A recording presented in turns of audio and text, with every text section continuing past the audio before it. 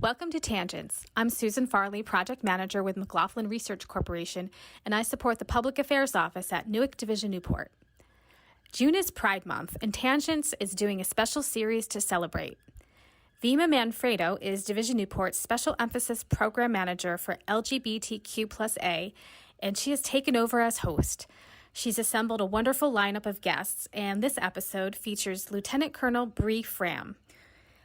Lieutenant Col Fram is an active-duty astronautical engineer, or rocket scientist, in the Air Force and president of SPARTA, an organization that advocates and educates about transgender military service and is dedicated to the support and professional development of more than 1,100 transgendered service members. Have a listen. Could you tell us a little bit about yourself? Yeah, thanks for having me on. I am currently a Lieutenant Colonel in the United States Air Force for a few more weeks, hopefully before the Senate approves my transfer over to the Space Force.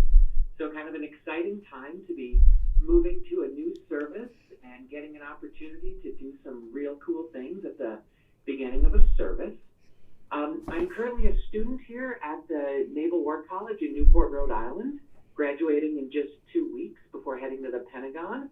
And I've worked most of my career as an astronautical engineer working on space programs.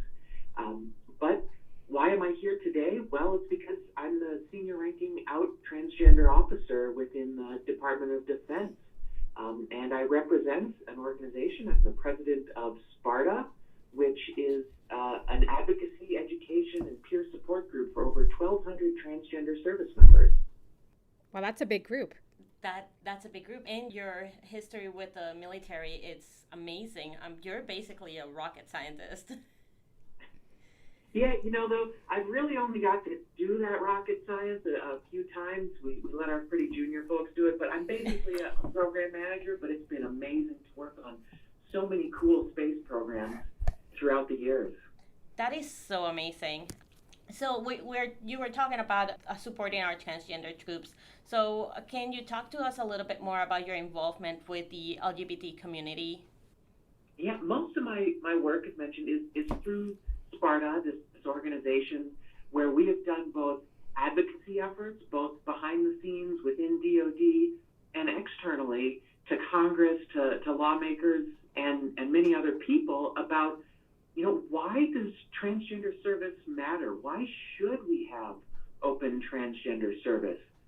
So a big piece of what we do is that policy work of what does it mean for people? Is it normal to have transgender people serve? Can they do it?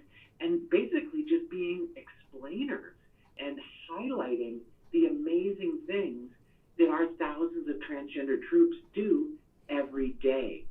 But another big piece of that is to provide support for our troops to navigate those policies, because it's challenging. And so many times a transgender person that comes out in the military, they're going to be the first in their unit, the first at their base, whatever the case is. And everyone's kind of trying to figure it out as we go along, even though policy does exist. So our organization and our peer support network exists to provide people that kind of backstop of resources so that they can understand and they can be the expert, even though they might not have to, or they shouldn't have to in many cases. Right.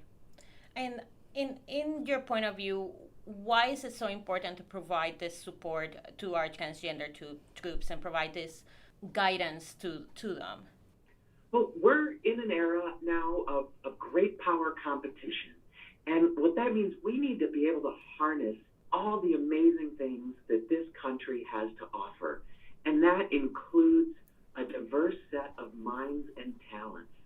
And if those amazing minds that may revolutionize the way we are going to fight wars in cyberspace, in space, or on any other battlefield just happen to be in a trans body, we should want them in our military for their willingness to serve and what they can bring to the fight. And that's really what we're talking about, is getting those perspectives, getting those talents, and being able to integrate that into the whole. Because we're all here for the same reasons. We are all here to protect and defend this nation. And we should welcome anyone who wants to be able to do that. So last year, I interviewed Vima for a podcast, and we talked about, I don't know if you remember this, Vima, we talked about, inclusion and the importance of having inclusion in the workplace and having special emphasis programs. And her answer just sort of like stopped me dead in my tracks. I said, why is it important to have this? Like, what are you getting out of this? And her answer was, well, it helps you feel less lonely. And I don't know if you remember telling me that. Yeah. And it just stopped me, because I think that we don't realize that people are feeling isolated and alone without those groups. Is that something that has been a part of your experience as well? Yeah, having those others out there, or knowing where to go to connect, where to find stories, and to see possibilities. I think that's one of the biggest advantages of having visibility or having someone to connect to, is say, you know what? They did it. That person accomplished this or that, and I can too. So I really think having people out there and bringing that inclusive environment in really just opens the world up to an amazing amount of possibilities for future development. Absolutely. Seeing yourself reflected in the people that you admire and that you look up to, does a lot of positive reinforcement in your mind of like what your actual potential and capabilities are, because you can see people that are like you, that went through your same life path or a very similar life path, and you see how much they have accomplished. It gives you that sense of, if they can do it, I can do it too. Yeah, and it's not even just about us. It's not just about the trans folks. It's not just about the LGBT folks or anyone else. Our flourishing is reflected in the unit and then everyone else around us. It doesn't just make an individual feel better. It makes the unit better, the organization better. So it really does affect everybody. What does Pride Month mean to you? Pride for me really is, it's just that extra opportunity for the visibility that we just talked about. It's that chance where the people that may never have seen someone that represents them or looks like them in any way have a myriad of ways to see and understand and notice that those possibilities are there for them as well. So Pride is just another opportunity to get our stories out there and to make sure we're connecting on a human level. What do you hope that the NUWC workforce or the Navy workforce, what do you hope they get out of Pride Month activities? Really, it is just about that exposure. It's not just for those people that might be in the closet today or that might be concerned or wrestling with questions of identity to see and value the contributions, but it's for everyone. It's for everyone to recognize what that diverse team brings to the fight. And Pride Month is just one of all these heritage months that are so important to recognizing the contributions of our diverse workforce and making sure the message of inclusion is out there, because diversity is not enough. You have to have inclusion along with it. And the great metaphor is that diversity is like inviting a bunch of people to the dance. Inclusion is actually asking someone to dance.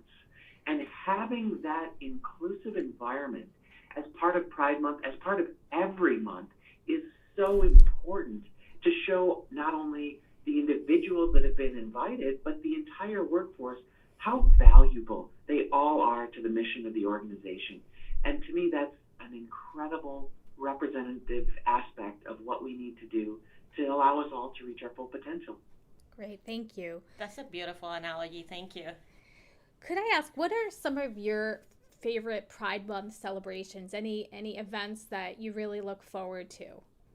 Depends on where and when I am. COVID certainly has caused some challenges, but I will just say my favorite Pride Month memory is going to the parade in Washington, D.C. about 5 years ago.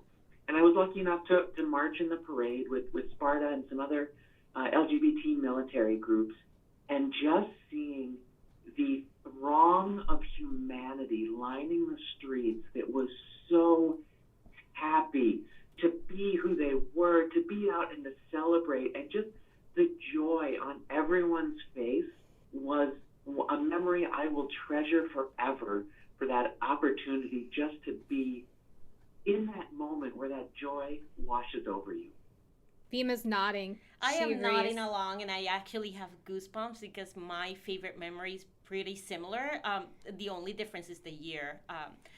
About 3 years ago, I was in DC, and I was able to march in the parade as well.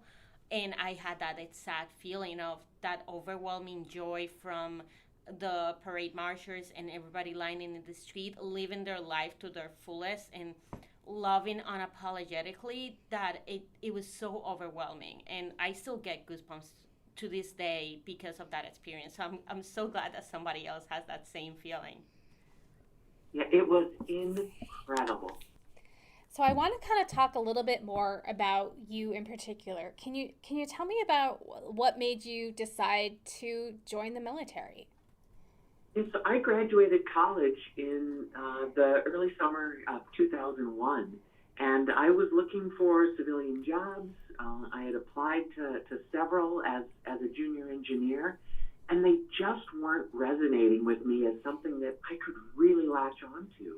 But as I was waiting to hear back from an interview, the attacks of September 11th occurred, and it absolutely changed my life. I wanted to give back. I wanted to be part of something larger than myself. And the weekend after the attack, I was driving from the Twin Cities in Minnesota up to see the woman that would later become my wife, and I'm driving down the interstate, and there's an American flag hanging from an overpass. And I broke down in tears on that drive. I could barely see it. Luckily, I'd done the drive so many times, I was able to get there almost on autopilot. And when my girlfriend opened the door, I said, I'm going to join the Air Force. And then we just hugged and cried for a while.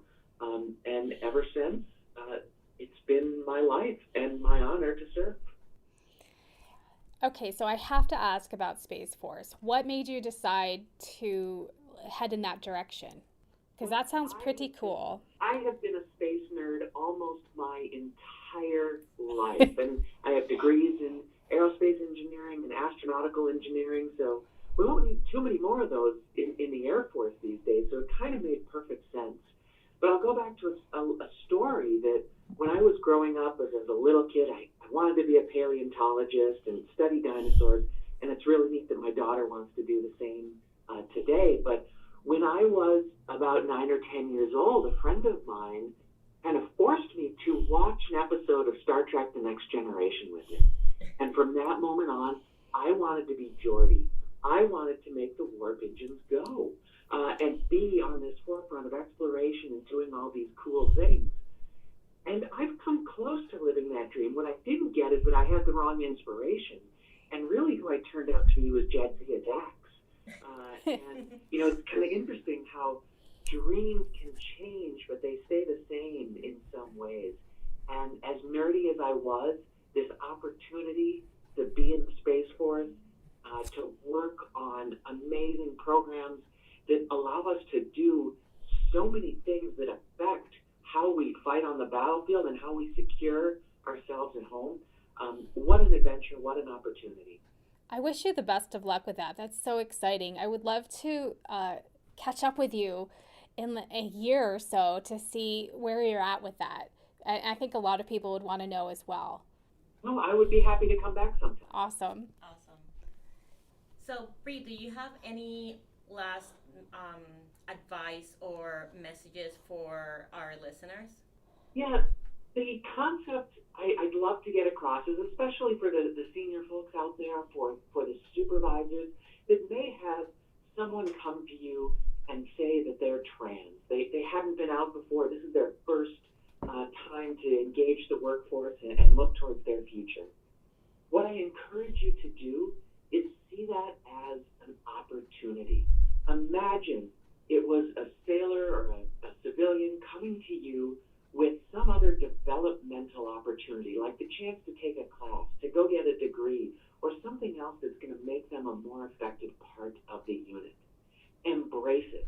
See it as it is for that kind of opportunity, where out of it, they team, no matter how good they were before, they've got the potential to be better. And if you embrace and support them through that, your unit is going to be better for it. Everyone is going to benefit. And that's really what we all should be looking for, because it leads to enhanced mission performance. That's great. Thank you so much. That is a great advice. Thank you. And I just want to thank you for taking the time to talk to all of us. I wish you the best with Air Force and with Space Force afterwards. I'm sure you're going to break all the molds and go to space and be the next generation.